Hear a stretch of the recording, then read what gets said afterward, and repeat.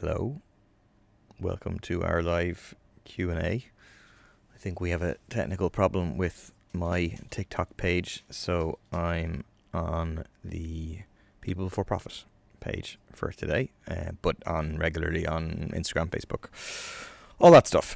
So please put in any questions you have. I'll do my best to answer them. This is our pretty good now in terms of being weekly segment of discussing what has happened in politics and society in the past week in the Dáil, outside the Dáil, and giving people a chance to ask any questions they have and do my best to answer your questions. Thomas says, can't wait for next general election, you're gone. Sorry, Thomas, it was general election about 6 months ago and I got re-elected, so hopefully it'll be a general election soon. Anyway, you and I both hope for that, even if we have different hopes for the outcome.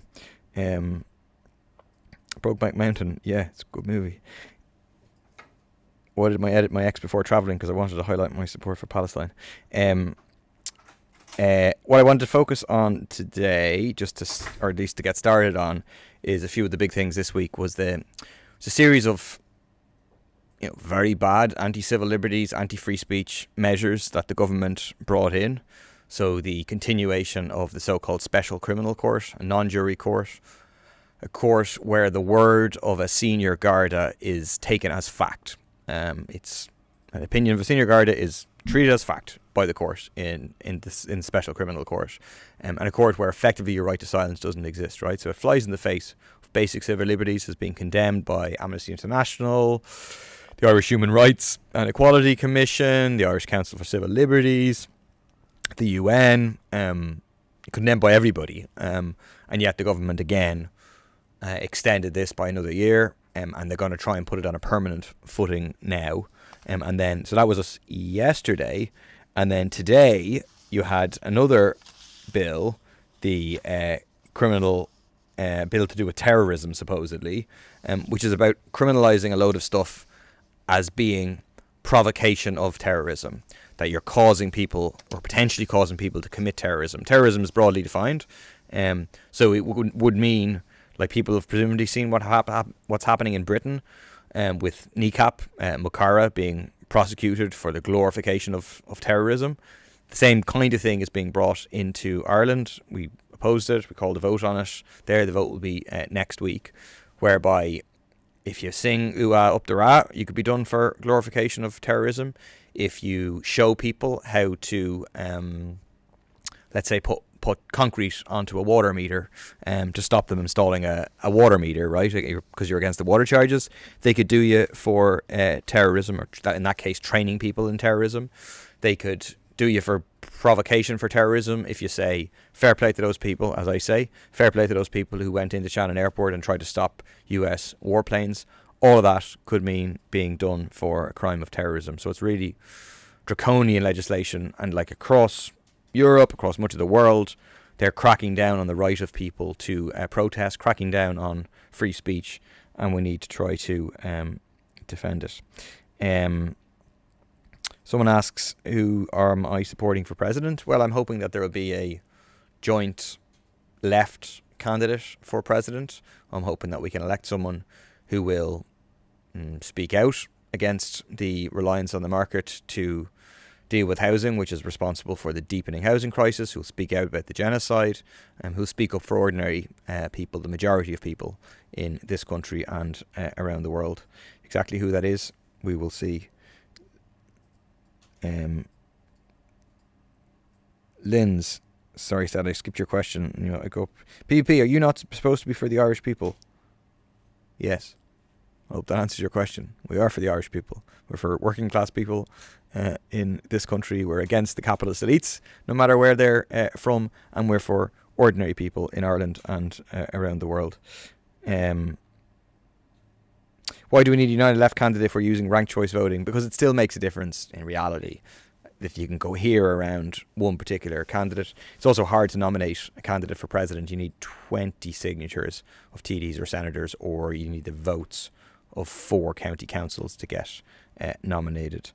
Second thing I'll mention quickly is I raised today with the minister, Jesus, what's his name?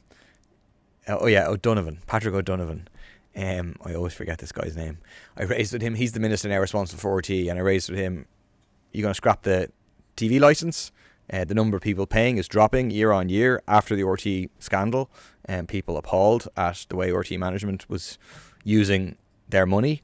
And people also appalled at how RTE reports on what's happening with the genocide in Gaza and the both siding of that conflict. And this is a regressive tax. It's the same tax for €160 for the richest family in the country, the same tax for the poorest eligible household that has to pay it. That this should be scrapped. We should replace it by a tax on the big tech corporations who are parasites off of our media, and we should invest in a proper, genuinely independent public service broadcasting. Anyway, I got short shrift from Patrick O'Donovan, who incredibly used his position in the Dáil to complain about I'm on RTE too much, and which is really pretty. He's the minister responsible for funding RTE, and then he gets to say this in the Dáil, and it's hard not to see it as an attempt to apply pressure on RTE to have opposition voices cut out effectively. That's what they would like to do.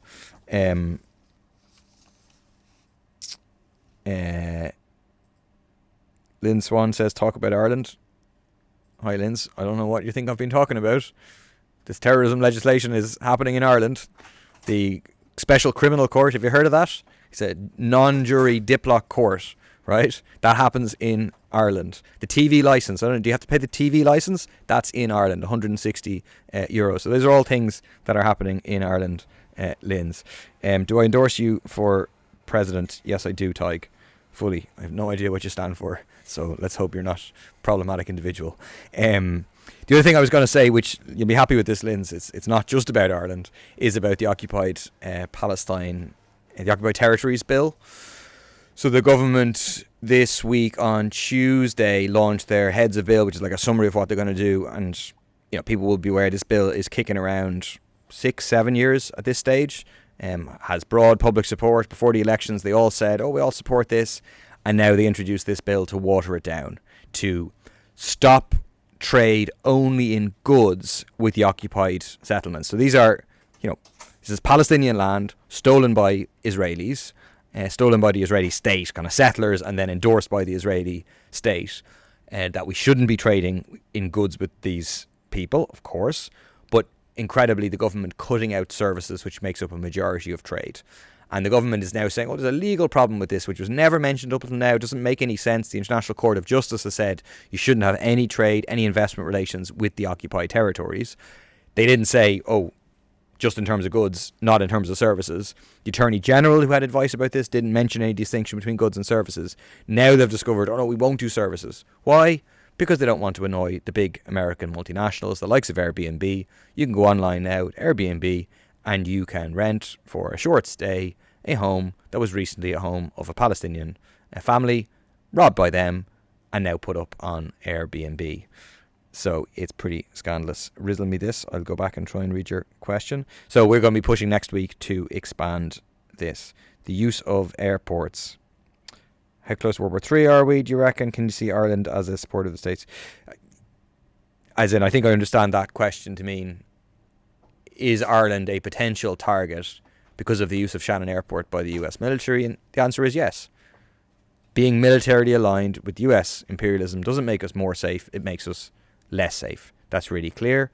I mean, the US last weekend bombed Iran.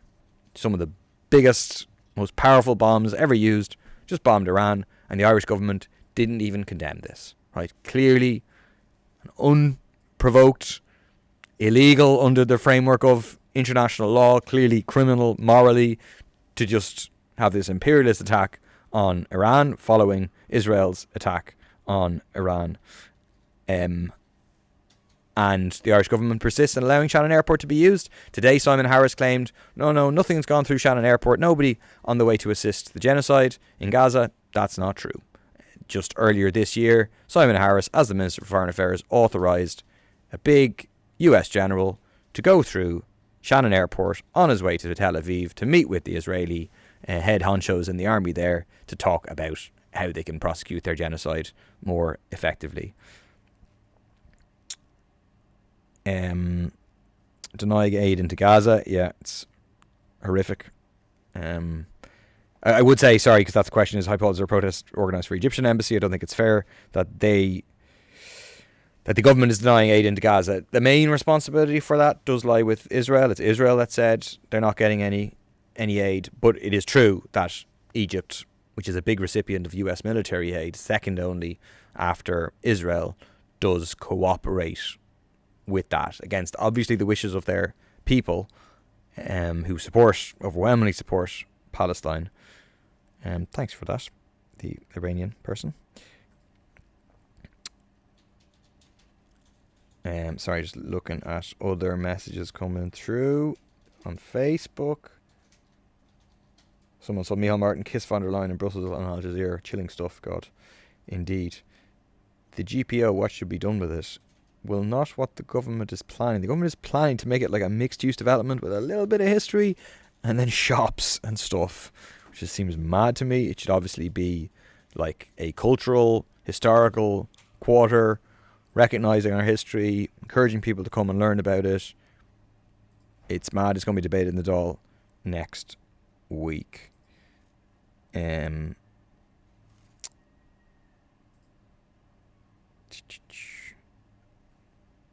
Someone asked, do you think there's any chance of vote at 16 being passed before the presidential election? I don't think there's a strong chance, being honest. I think obviously it should be. I think lots of the parties made vague commitments to the National Youth Council in advance of the last election about this.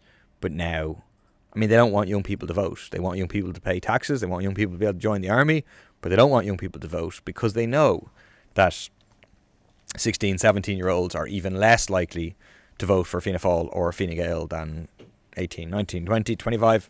As people go up in age groups, in general, votes for the traditional establishment parties goes up, and as you go down age groups, they go down because there's no future for young people in this country. Young people can see that. They're being forced to emigrate in huge numbers. Then if they stay at home, they literally have to stay at home, in the family home. 500,000 young people currently in those circumstances.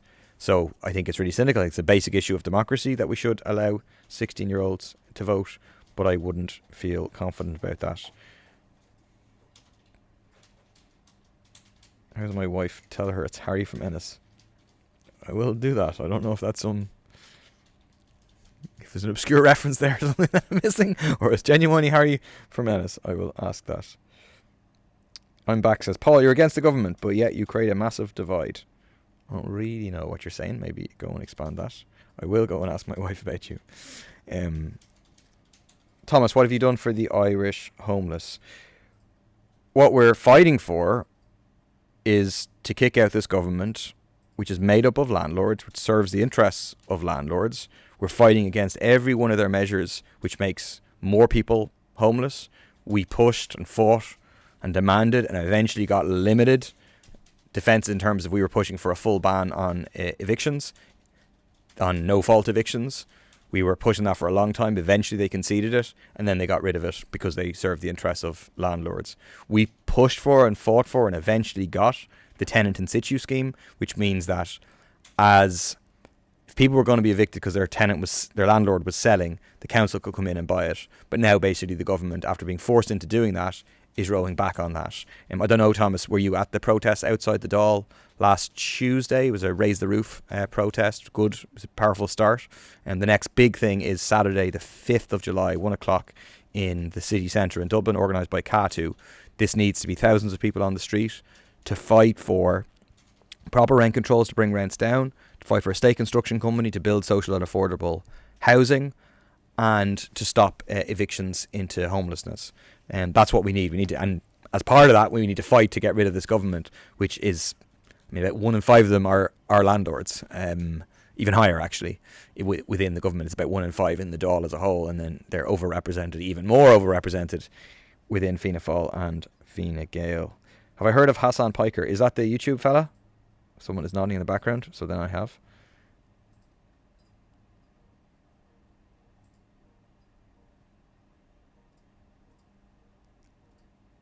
Do I support a 32 county United Ireland? I do. I support a 32 county United Socialist Ireland. Explain the terrorist offences stuff. Well, I did a big long 6.5 minute speech on it in the Dáil there, which we will post probably later on this week, which explains it. Basically, it's expanding it's introducing offences of like a provocation to terrorism, which includes glorification of terrorism. So the same kind of laws used against NICAP and Makara in Britain being introduced here. Someone says, Katrina on Facebook, there's always been a future for our youth in Ireland. It's just how they're supported is the issue. Agree. Someone on Lucy in the Sky with Barry's on Instagram. People who make too much money for medical cards and not enough to go private are totally locked out of our healthcare system. 17 months before GP would take us. We're falling through the cracks. Yeah. I mean, that's, what we need is a proper national health service where there's no reason for anyone to need private health insurance. We should nationalise the private hospitals, integrate them into the public health system. We are a rich country. We should have decent quality healthcare for all. Thanks, Amy Lynn Whelan, for Richard. I'll pass that on.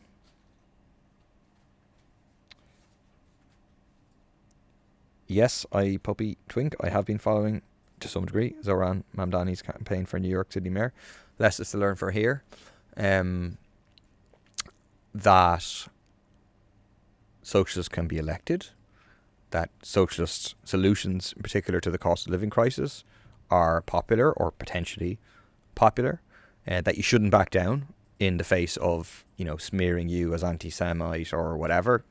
He refused to disown the slogan, correctly globalise the Intifada. You shouldn't back down in terms of trans rights, in terms of racism. You should, stick with your principles, and then build a people-powered campaign that goes out and talks to a lot of people, and that can win.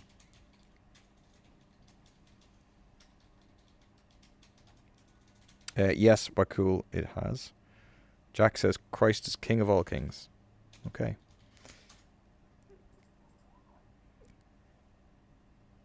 Thomas says, wasn't there a man who was from Sligo who wanted a socialist Ireland and the Gardaí arrested him and he had to go to America? Yes, kind of. What you're talking about is, his name escapes me, Jimmy Galton.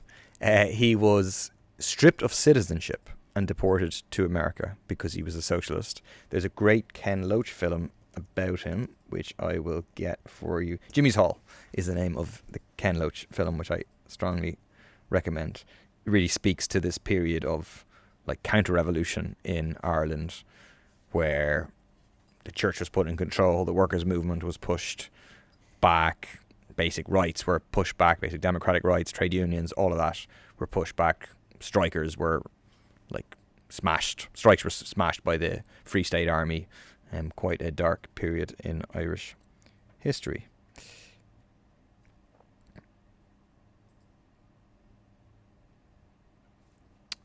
Any more questions? Simon Kirby stars in it, does he? Craftsman Street.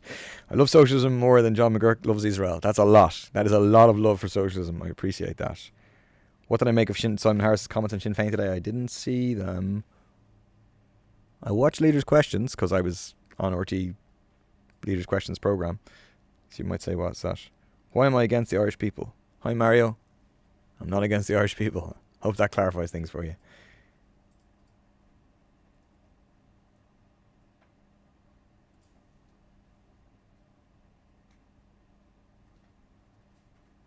Someone says, surely you should at least finish secondary school to enter the Dáil. And I think it's ultimately up to people. I would hope that there's people in the Dáil currently, I'd say there probably are, who didn't finish secondary school. And if they get elected, they get elected. Do you know what I mean? It's people's rights to elect who they want. What is socialism for me? In my own words, socialism is a society that puts people's needs, including our need for a livable environment and future, at the heart of our economy and our society, not the profit of big corporations. And the way we achieve that is to take the major sources of power, of wealth, the key companies out of private, for-profit ownership and into the control of ordinary working class people with genuinely democratic public ownership, and with a state that is genuinely democratic, that involves people on a daily basis, that isn't just about electing people once every 4 or 5 years and off they go and break all their promises, but instead devolves power down to people at a local level, at a workplace level, which puts working class people, young people, carers in charge, as opposed to the billionaires who currently run all of our lives in reality. Would I kiss Simon Harris for €3 million and a socialist government? I would.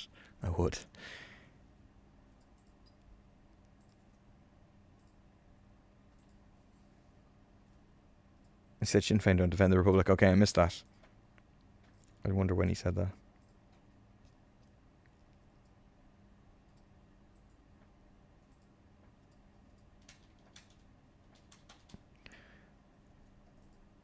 Let me just quickly check for any further questions over here.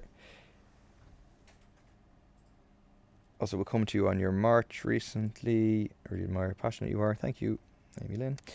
Ronan Collins, do you think the left as a whole is being strong enough against the rise of the far right? How can we push back harder?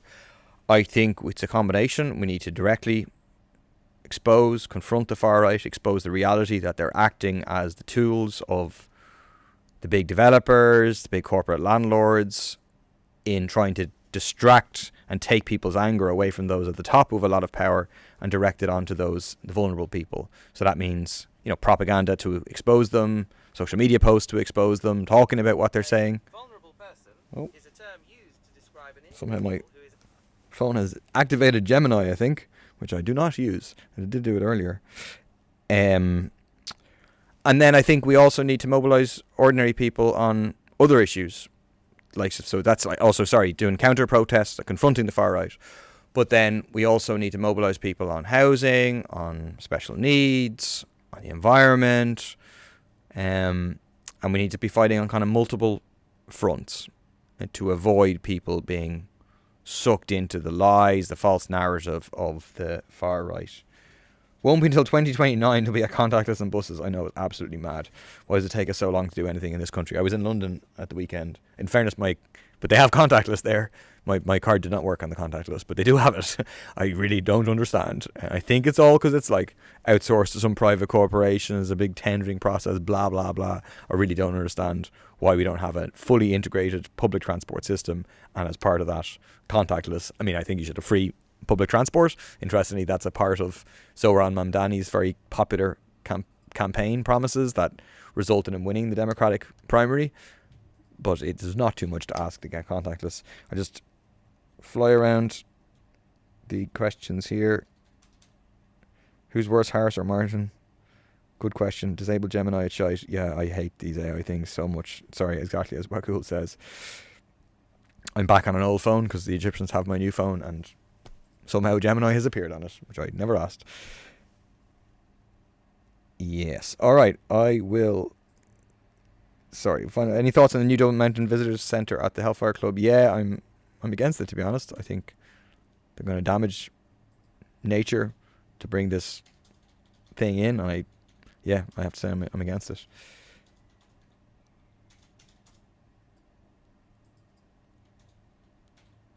Right. Someone says, should the Irish government nationalise the central bank? I mean, the central bank is nationalised. It isn't run democratically. That's the issue. But it is state-owned as part of now a European network of central banks. They did permanently steal my phone. Yes, I should do that. Okay, I'm going to leave it there. Thanks, everybody, for joining. I'll be on next week. Good luck. Bye-bye.